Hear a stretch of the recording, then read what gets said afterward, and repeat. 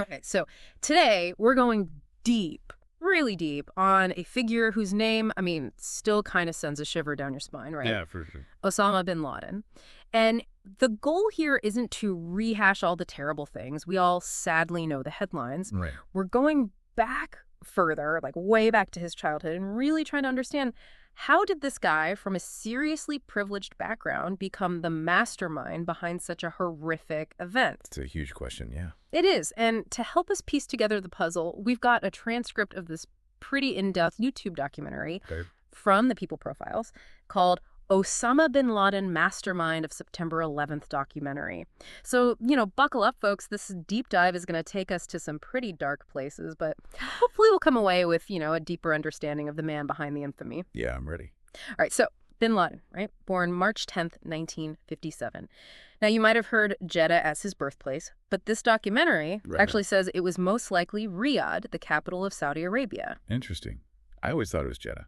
Yeah, Jeddah was kind of the common knowledge for a long time, but newer research, the stuff this documentary is based on, points to Riyadh Huh?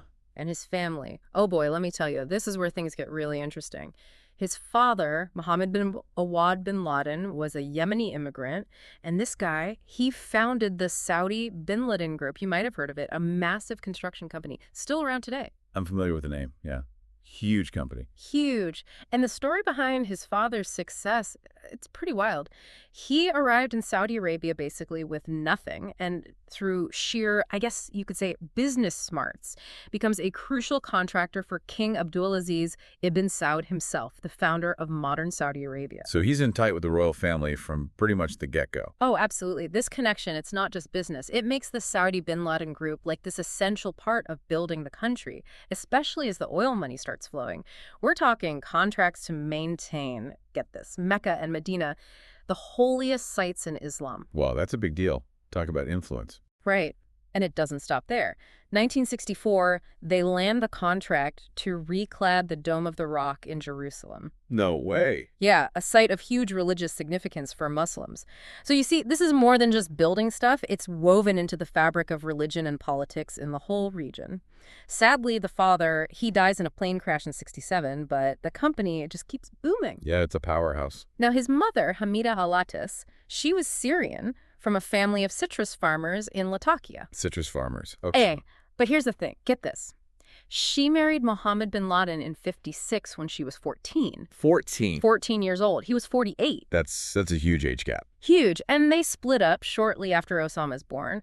The documentary even kind of hints that, maybe their relationship wasn't all that stable to begin with. Yeah, I mean, you can kind of read between the lines there, right? Exactly. And it makes you wonder, right, how that early dynamic, even in the lap of luxury, maybe played a part, even subconsciously, in him seeking out something, well, more rigid, more absolute later in life.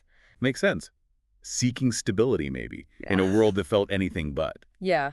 But even with the separation, we're talking an upbringing of, extreme privilege. His father's fortune, it was immense, a multimillionaire back then, which translates to, well, billions today.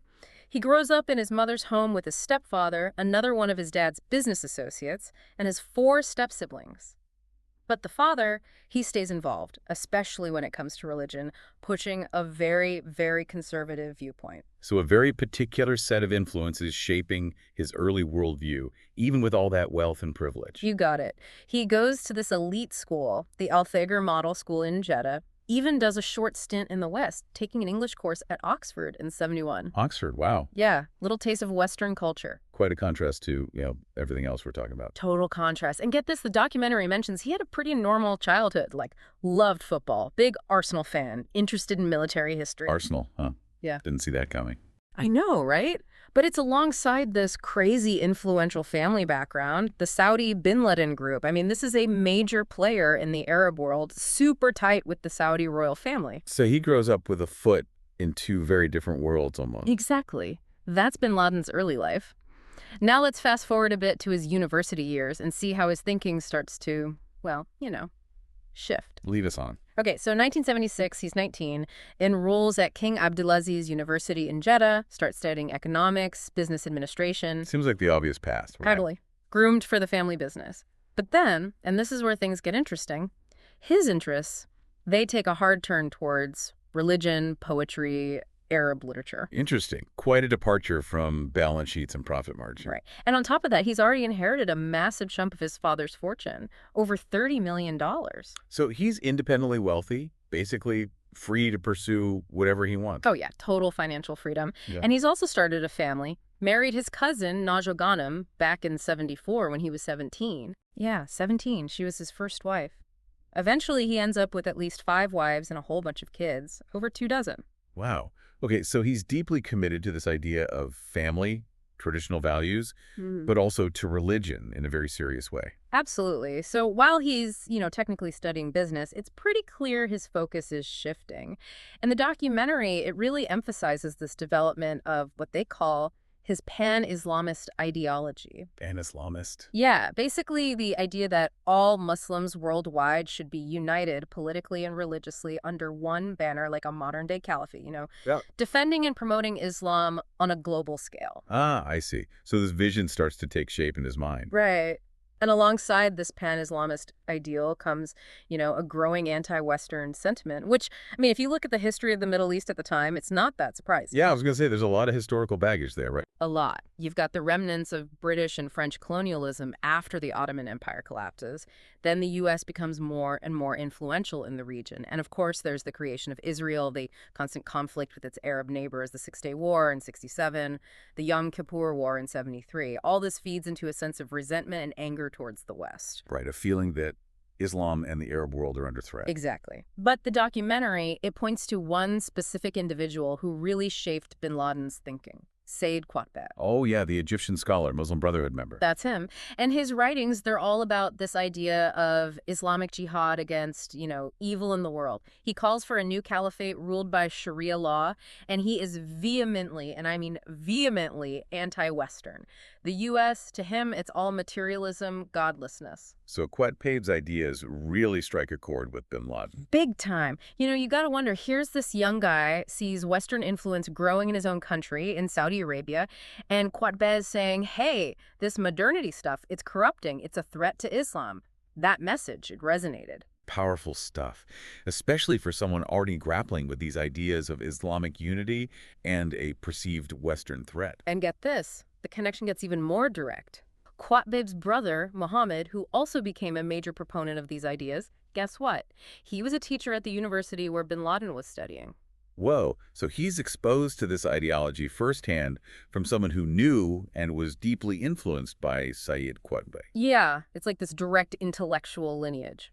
By '79, he finishes his studies, though the documentary doesn't say for sure if he actually got a degree. Interesting.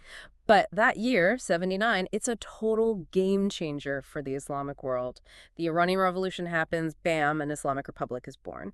And then Afghanistan, things are getting really messy over there, leading up to, well, you know what's coming next. The Soviet invasion. It's the Soviet invasion, bingo. Late '79, the Soviets roll into Afghanistan. So what does bin Laden do? He packs his bags and heads straight to Pakistan. Pakistan. Why Pakistan? Good question. The documentary explains that Pakistan at the time had this, let's call it, a complicated relationship with international jihadist movements. Right. You see, officially, they might not have been, backing them openly, but there were definitely people in Pakistan, factions within the government, intelligence agencies, who were sympathetic to these groups, especially with, the whole India-Pakistan rivalry going on. Ah, makes sense. Yeah. They saw these jihadist groups as, well, potentially useful allies against India. Yeah, and it made Pakistan this, key hub for training, recruiting, funneling money and weapons to places like Afghanistan. And this is where bin Laden meets a guy who becomes his mentor, Abdullah Azzam. Azzam. Yeah, a Palestinian. And a seriously influential figure in the jihadist world. He's the one who really pushes bin Laden to get actively involved in the fight against the Soviets in Afghanistan. So this is where it all starts to come together. Bin Laden's wealth, his ideology, and now this call to action from Azzam. Exactly. He starts using his money not so much to fight on the front lines himself, but to recruit and train Mujahideen fighters in Pakistan, getting them ready to cross the border into Afghanistan. So he's like a logistical mastermind, bankrolling and organizing the resistance. Yeah, he's like this behind-the-scenes operator. But here's the thing, and the documentary makes this clear.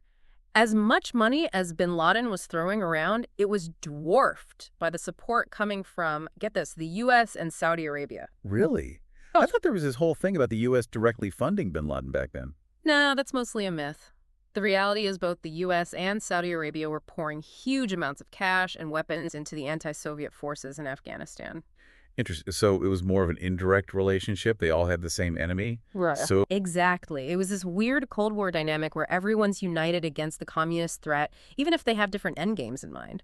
Now, the Soviet-Afghan War, man, this was a brutal, brutal conflict.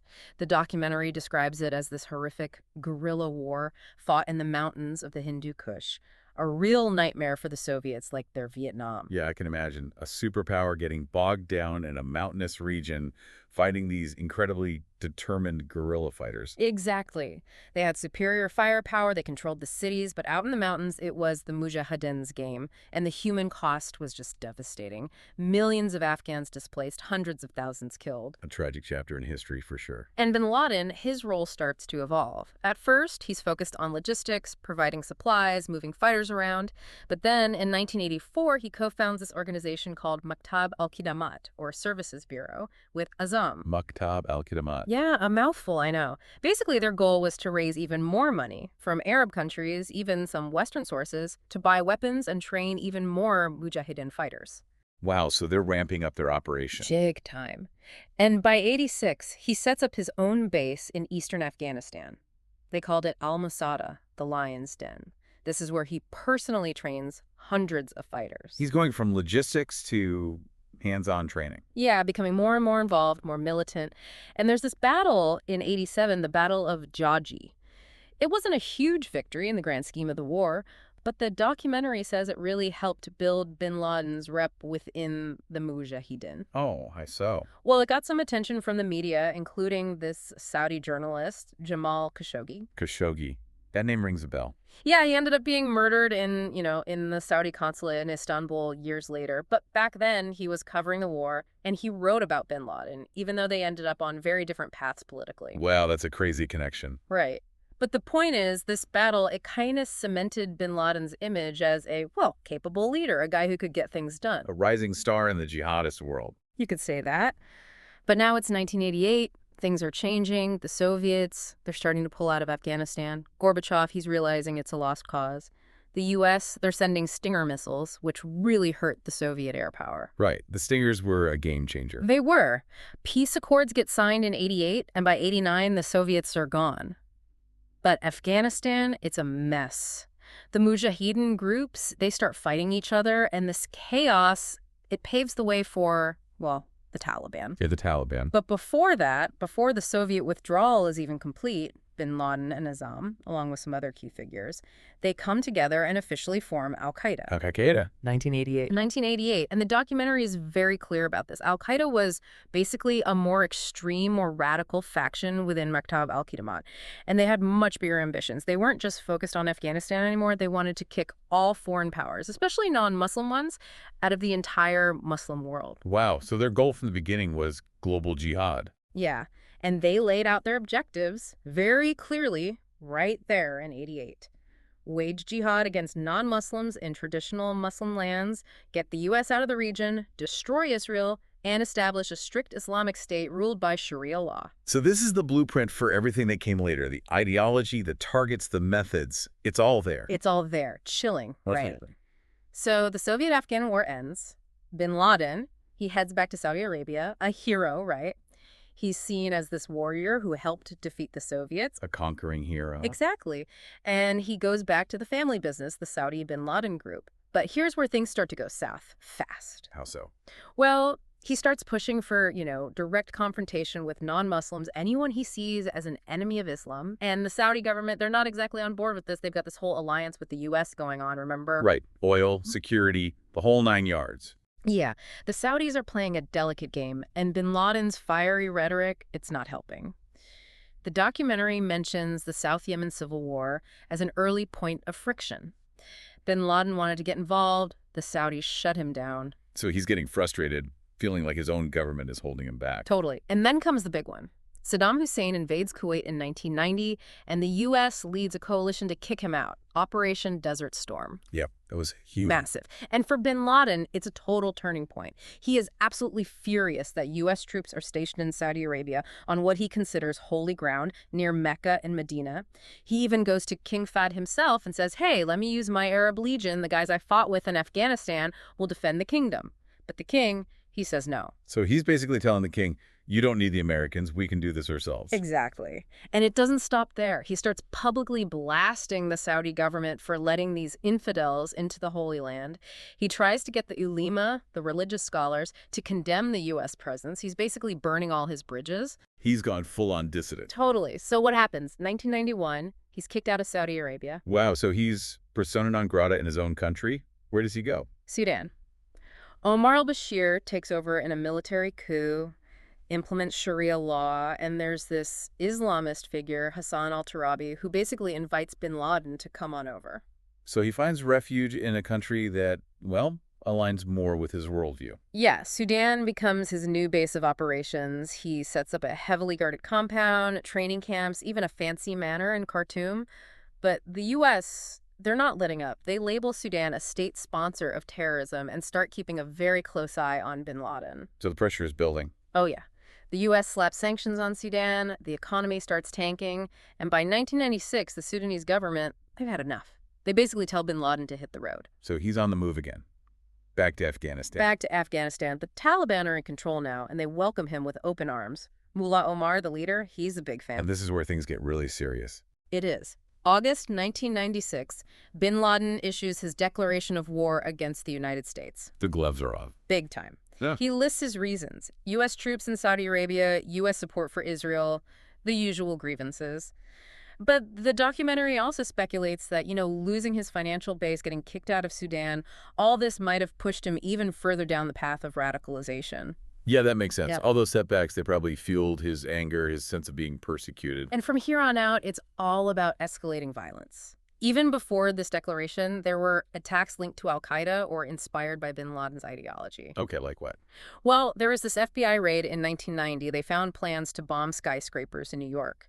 Then, 1993, the first World Trade Center bombing, masterminded by Ramzi Youssef, who had ties to al-Qaeda. Right. 1992, the Gold Mihor Hotel bombing in Yemen, and they suspect al-Qaeda might have been involved in the Luxor massacre in Egypt in 97, a horrific attack on tourists. So this is a pattern of increasing violence, a growing threat that the world is, well, maybe not fully grasping yet. Exactly. And then comes the big one, the one that really put al-Qaeda on the map. August 1998, the U.S. embassy bombings in Tanzania and Kenya. Simultaneous attacks, hundreds killed, thousands injured. I remember that day. It was a huge shock. Yeah, this was a major escalation, and it puts bin Laden right at the top of the FBI's most wanted list.